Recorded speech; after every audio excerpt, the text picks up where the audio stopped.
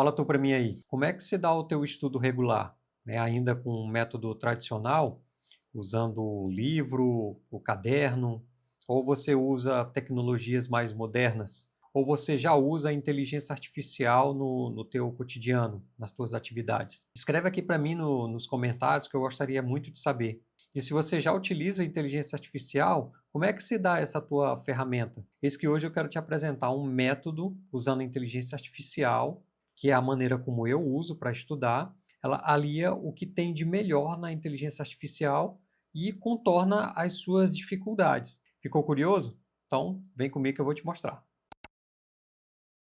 Olá, seja bem-vindo ao Acastrofísica. Eu sou Alberto Mesquita e vou te apresentar uma maneira de estudar bem interessante, que é utilizando a inteligência artificial. É um método que eu desenvolvi que contorna as principais fragilidades da inteligência artificial e dá um retorno extremamente produtivo. Bom, eu não creio que esse método seja algo inédito na internet. Certamente alguém já deve ter utilizado, porque é uma maneira muito intuitiva de aprender. Bom, mas antes de falar propriamente sobre o método, me deixa te apresentar as justificativas que tornam essa ferramenta extremamente poderosa. E antes ainda disso, me deixa rebater alguns argumentos contra a inteligência artificial. Então vamos lá.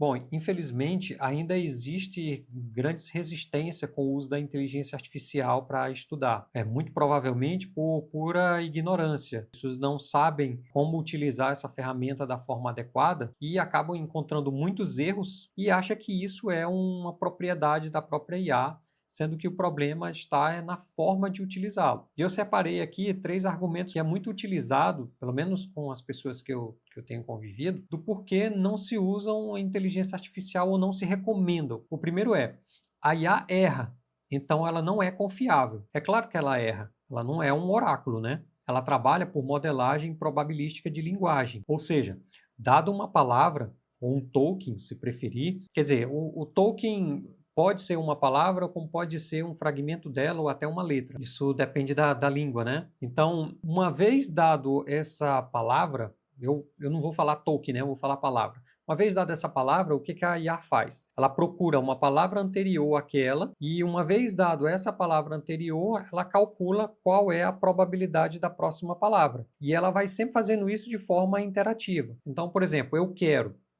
o quê? Então ele vai dar várias possibilidades e para cada uma dessas possibilidades tem um peso. Esse peso vai de acordo com as palavras anteriores. E quem dita esse peso e essa probabilidade? É exatamente o treinamento. Então o treinamento utiliza várias frases ditas na internet, milhares, milhões e milhões de textos ou bilhões de textos na internet e ela vai montando as frases de acordo com essas probabilidades. Isso é muito semelhante ao teu corretor ortográfico no celular. E o que ele faz? Ele basicamente calcula a probabilidade da próxima frase com base naquilo que você já vem escrevendo. É claro que se você ficar dando enter em cada palavra que ela sugerir, no final vai gerar uma frase que não tem sentido nenhum.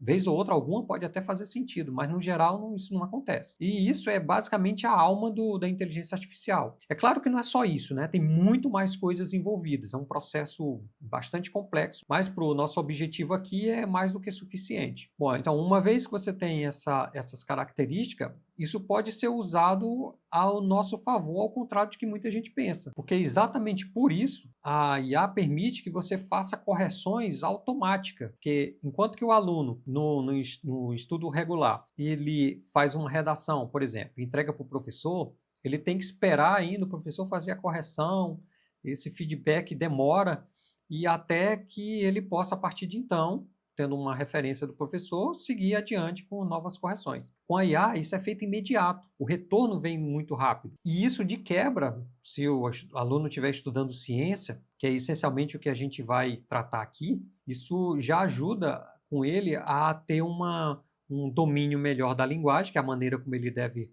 falar com a inteligência artificial, e também da pesquisa, de questionar, de verificar os dados e as informações que lhe são apresentadas ali.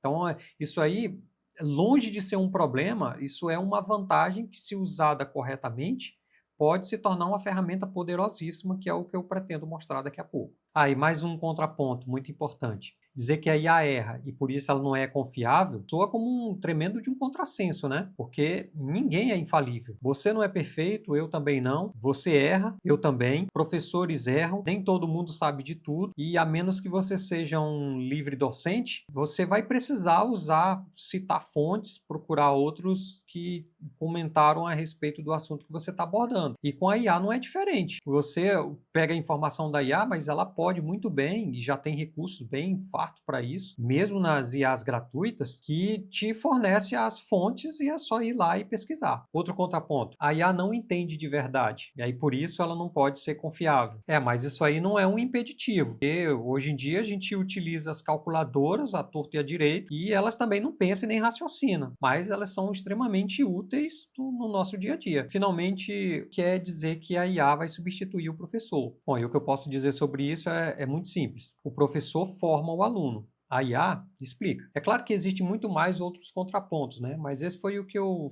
listei que eu considero mais fundamental.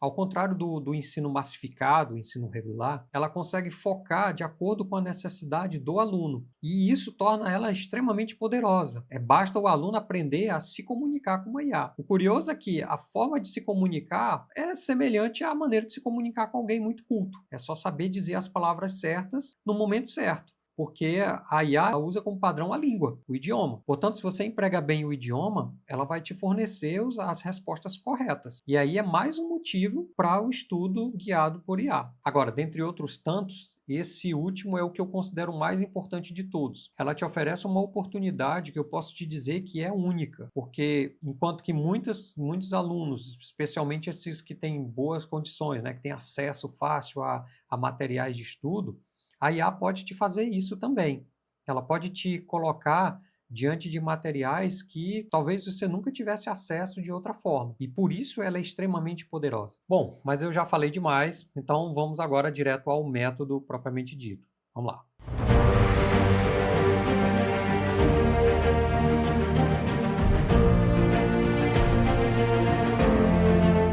Esse método é o seguinte: sabendo que a IA precisa de prompts apropriados para ela poder fornecer as respostas corretas, ou seja, para ela é simplesmente a formação de um texto e ela vai completando esse texto de acordo com o que é mais provável na conversa.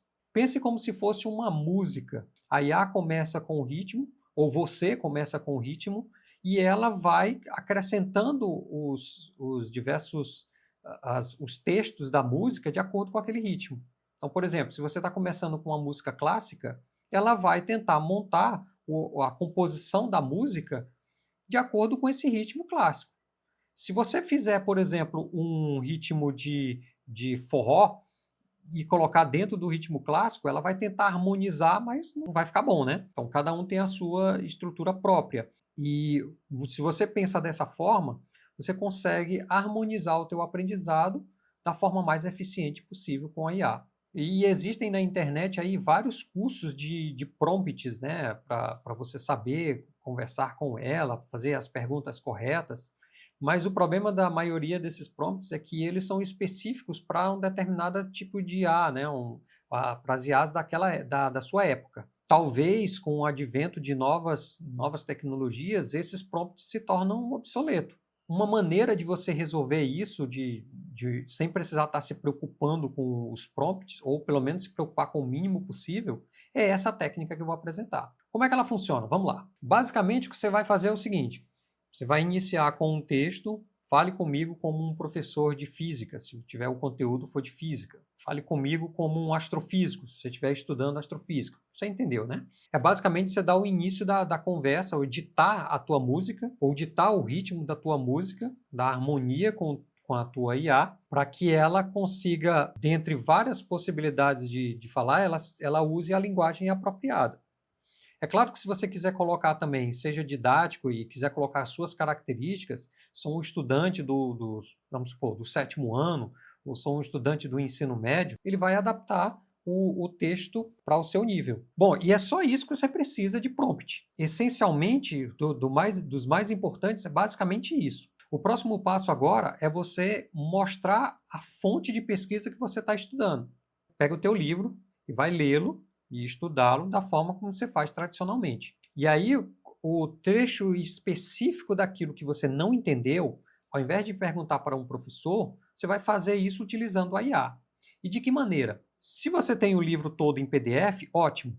Você vai pegar esse PDF e vai anexar lá na tua IA. E aí o passo seguinte é, você vai mencionar o trecho do livro e a parte que você tem dúvida e vai fazer a sua pergunta. Pronto, isso aí é suficiente para a IA já te fornecer os dados corretos das suas informações. Por quê? Porque ela vai usar as tuas palavras iniciais para direcionar a forma como ela tem que se comunicar. Então, ela vai selecionar também os textos que foram ditos por especialistas ou de livros didáticos para se concatenar com o que está no livro lá. Então, o próprio livro já serve de prompt para te orientar da forma correta de raciocinar.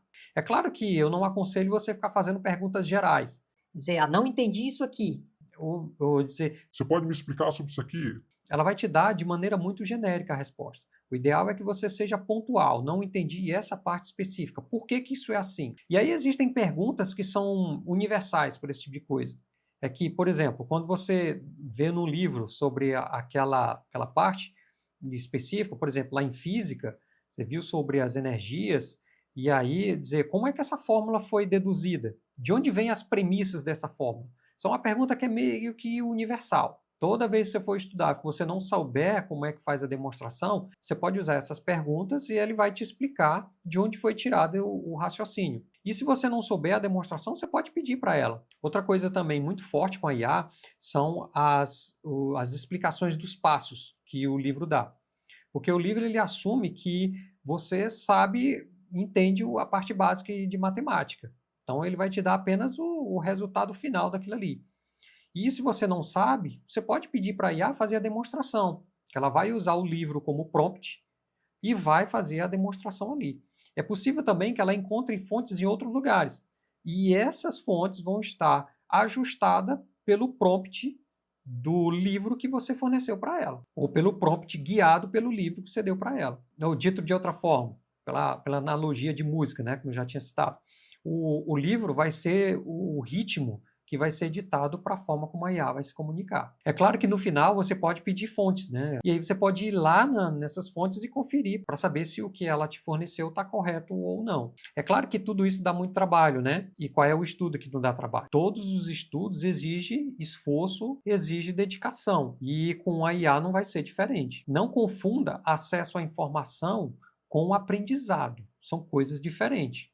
O acesso à informação é muito rápido. A IA tornou isso praticamente na velocidade do teu clique. Já o aprendizado, não, ele continua sendo o mesmo. Independente se você utiliza uma IA, utiliza um livro ou alguém falando, a tua forma de aprendizado ainda continua a mesma de muitos anos atrás dos teus ancestrais. Ou seja, ela é lenta e muito trabalhosa. Só que quando você está usando a IA dessa forma, ela está te contextualizando todo o conteúdo. E aí, de tanto você conviver com esse ambiente, você está lendo essa fonte, está lendo várias outras, você vai se familiarizando com ela, a ponto de que no final de todo esse processo, você já sabe pelo menos discutir a respeito. E aí, é claro, aquele aprendizado que você teve com a IA, você pode discutir com o teu professor ou com um orientador, e você vai ver que, no geral, a diferença é bem gritante. Porque a IA ela vai ter fontes, acesso a fontes de pesquisa que normalmente o professor não tem tempo de correr atrás. Então, essa é uma das grandes vantagens que ela possui. Bom, e mais um último ponto, antes de a gente pôr a mão na massa,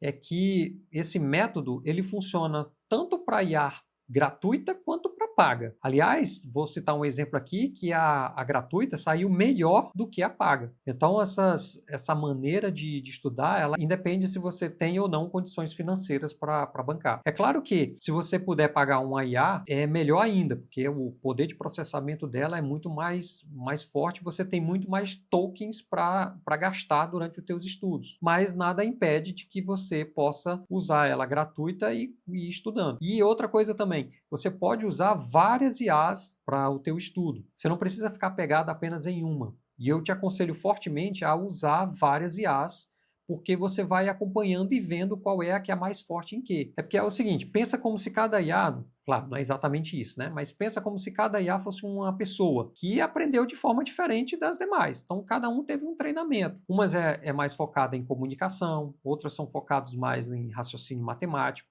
E mesmo essa de comunicação também consegue colocar o raciocínio matemático embutido. E isso varia muito, porque depende muito da tecnologia adotada. Então, tem uma hora que o GPT está melhor do que o Gemini, outra hora o inverso, outra hora o Grok se sai melhor, depois cai. Então, essas coisas, ou volta a ficar melhor. Então, sim, fique sempre atento. É claro que existem outras IAs especialistas para isso. Tem aquelas próprias para a educação. Mas, no geral, elas são pagas ou as que são gratuitas têm muita limitação nos seus tokens. Essa forma de estudar aplicando essas IAs tradicionais é tão válida quanto as outras. Eu tentei fazer, por exemplo, no Notebook LM, a mesma forma como eu utilizo no Grok, no ChatGPT, no Gemini, e esse método se saiu muito melhor nessas plataformas normais, né? No Gemini, no Grok, no DeepSeek, do que propriamente no Notebook LM. Porque o Notebook LM, ele tem limitações muito fortes que essas outras IAs não possuem. Por exemplo, se você pega um texto com um idioma em outra língua, sei lá, no francês, você pode pedir para ele atualizar aquela página, ou se o capítulo não for muito grande, o próprio capítulo.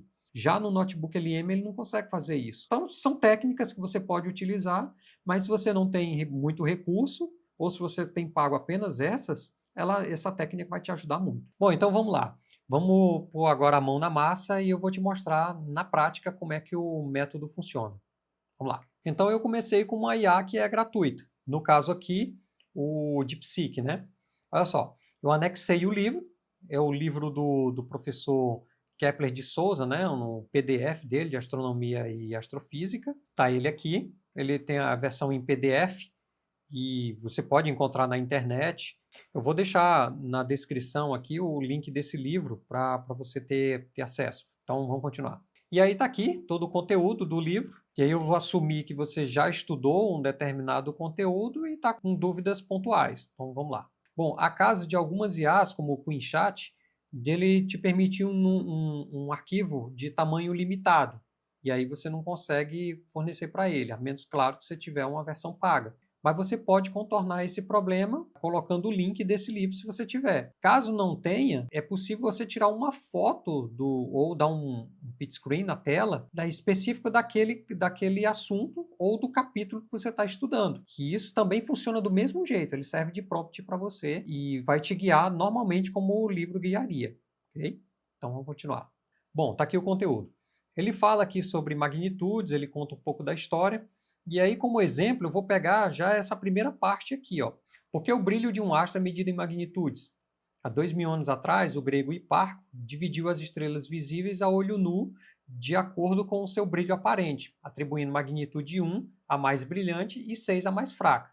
Em 1856, Norman Robert Pogson propôs que o sistema baseado na percepção do brilho do olho humano é logarítmico, e o fluxo correspondente a uma estrela de primeira magnitude, m igual a 1, era 100 vezes mais brilhante que uma estrela de magnitude 6, de modo que, aí ele dá a fórmula aqui. Note que aqui ele não mostrou como foi que essa magnitude foi obtida, qual era a motivação, quais eram as premissas que Hipparcos tinha para poder fazer isso. Nem muito menos como que Pogson fez as suas medidas. E aí é onde entra a IA. Então é exatamente isso que eu vou perguntar para ela. Vamos lá. Está aqui o livro, e aí fale comigo como um astrofísico. No livro, cujo link está disponível aqui, descreve na página 199 sobre magnitude aparente. Gostaria de saber como foi possível medir o brilho de uma estrela e quais critérios os antigos utilizavam para categorizá-lo. Seja didático e intuitivo. Eu gosto sempre de colocar isso aqui, porque ajuda bastante, que ele vai priorizar dessa forma, né, a maneira de explicar. E aí ele vai explicar. Olá, é um prazer falar sobre esse tema fascinante. Como astrofísico, passo boa parte do tempo lidando justamente com essas questões de medir e interpretar a luz das estrelas. Bom, não faz isso, né? Mas ele completa com uma introdução. A sua pergunta toca num ponto fundamental. Como é que a gente transforma a simples impressão de essa estrela é mais brilhante que aquela em um sistema de medida universal e preciso? A história é longa e engenhosa, e vou tentar resumi-la de forma didática. Então, a introdução aqui já serviu para te dizer como é que ele vai fazer. Se está de acordo com o que você quer, beleza, você continua. Caso contrário, você volta lá e reformula a tua pergunta, porque ele tem de sempre, na introdução, colocar a forma como ele vai abordar. E aí você percebe se ele entendeu aquilo que você queria ou não. Então já fica de cara, ou a maneira da forma como ele vai lidar com isso. Continuando. A origem intuitiva, o olho humano como primeiro instrumento. A página 199 do livro que você mencionou começa exatamente com a origem do sistema de magnitudes. Há mais de 2000 anos, o astrônomo grego Hiparco, e depois dele, Ptolomeu, criou um catálogo com cerca de 850 estrelas. Mas como eles as organizavam? Naquela época, o único detector disponível era o olho humano. Hiparco olhou para o céu e classificou as estrelas baseado no quão brilhante elas pareciam para ele. O critério era puramente visual e subjetivo. Ele chamou as estrelas mais brilhantes no céu, como Sirius e Vegas, de estrela de primeira magnitude, que é a magnitude 1. As estrelas mais fracas que ele conseguia enxergar a olho nu, no limite da visão, ele chamou de estrela de sexta magnitude, ou magnitude 6. As estrelas de brilho intermediário foram distribuídas nas magnitudes 2, 3, 4 e 5. Não existia nenhuma régua ou instrumento. Era uma categorização baseada na percepção humana de brilho. E isso funcionou por séculos. Era um sistema qualitativo e um pouco arbitrário, mas estabeleceu a base conceitual. Quanto maior o número de magnitudes, mais fraco é o brilho aparente da estrela. Uma estrela de magnitude 1 é cerca de 100 vezes mais brilhante que de uma magnitude 6. Aí aqui ele vai explicar mais detalhes, né? O salto científico do subjetivo ao objetivo com a fotometria. Ele vai dar uma explicação de como esse passo foi feito, né? E aí vai mostrar exemplos de práticos com o surgimento da fotografia, como por exemplo aqui, a fotografia, final do século XIX. Pela primeira vez foi possível registrar a luz das estrelas em uma placa fotográfica. O brilho de uma estrela podia ser medido indiretamente pelo tamanho do escurecimento da imagem que formava no filme. Isso já era muito mais objetivo que a vista humana, mas ainda tinha limitações de precisões e linearidade. E aqui, a partir daí, ele vai explicando com os outros sistemas como é que faz isso. E, finalmente, ele entra na era de CCD, né? Hoje, a grande maioria das observações astronômicas fala com câmeras digitais, conhecidas como CCDs. São os mesmos chips presentes em câmeras fotográficas comuns, mas muito mais sensíveis e otimizados para o uso científico. Eles convertem a luz de cada pequena região do céu, cada pixel, em um número digital.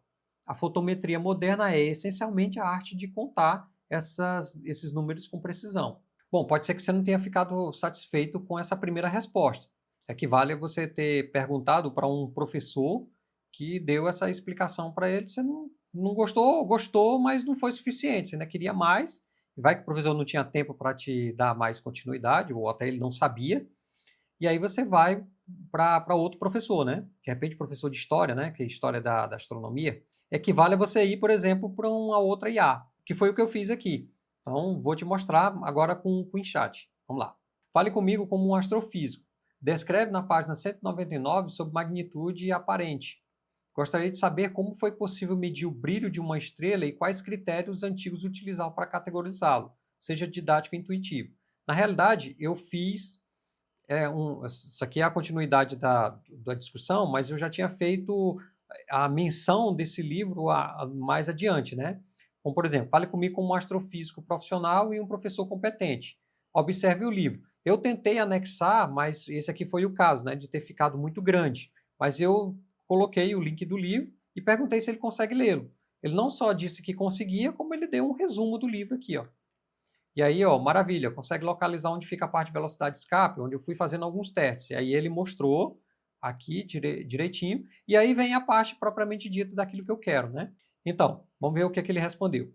Com prazer, colega. Vamos mergulhar nesse tópico fascinante com o rigor de um astrofísico, mas com a clareza de um professor. Baseando-me no livro Astronomia e Astrofísica e em fontes complementares, utilizei a discussão sobre magnitude aparente na seção 20.5, que inicia na página 199. Vou explicar de forma didática e intuitiva como os antigos mediam o brilho estelar e quais critérios utilizavam. Aí ele vem aqui, aquilo que a gente já sabe, né? A escala de Parco, o critério dos antigos, o olho humano como detector. Então ele vai explicar aquela mesma coisa que eu já tinha lido antes, só que aqui ele já oferece a bibliografia, né? Então você já clica aqui, ele já te dá logo para você ir acompanhando uma leitura adicional a esse respeito.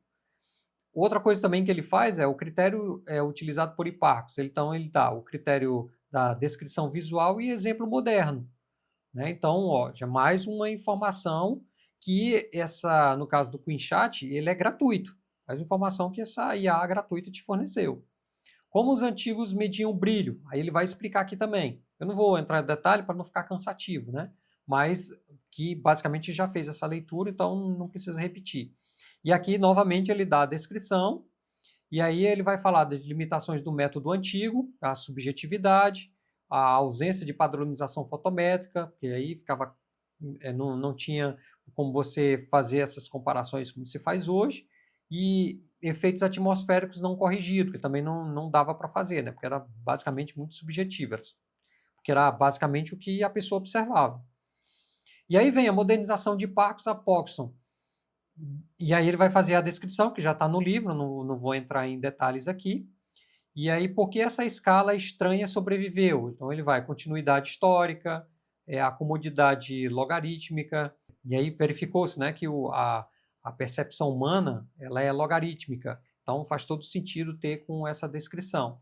E aqui ele vai adiante, como medindo magnitude hoje, síntese didática, uma analogia, ele vai fazer analogia de situações antigas de Parco com a moderna em astrofísica, até a parte de fontes, onde ele cita, que eu nem pedi, né?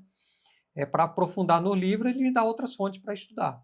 Então, note, nós saímos de um bem básico, que era um geralzão que o DeepSeek fez, e não é sempre que ele faz isso, não. Às vezes ele é bem melhor do que os outros, tá? Então, cada um vai mostrando uma forma específica. E é bom você ir verificando de um por um, porque à medida que você vai lendo, você vai se familiarizando, como eu já falei, né?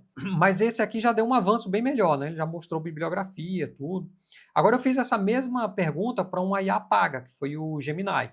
E aí vamos comparar como é que foi a resposta dele. Vamos lá. Aí está aqui. Anexei o livro e coloquei a descrição, né? A mesma de antes. Bom, e aqui está a descrição do que ele vai falar, né? Eu não vou ler tudo para não ficar cansativo, mas vou deixar aqui para você ir acompanhando. É essencialmente a mesma descrição que as outras IAs fornecem, né?